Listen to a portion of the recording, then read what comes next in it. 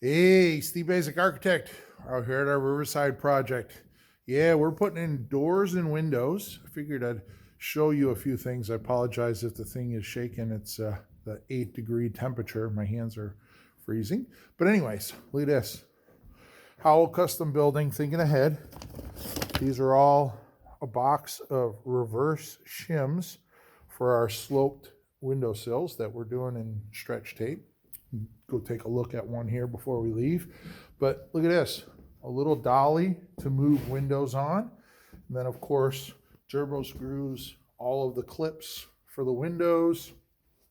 Install there. We get a bunch of the windows. Take a walk over here.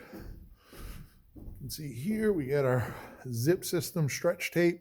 We got our back dam, nice fully flashed window opening using the stretch tape on the sill. And then we'll do that reverse shim on top of that. That makes it nice and level. So anyways, out here at the Riverside, Steve Basic Architect.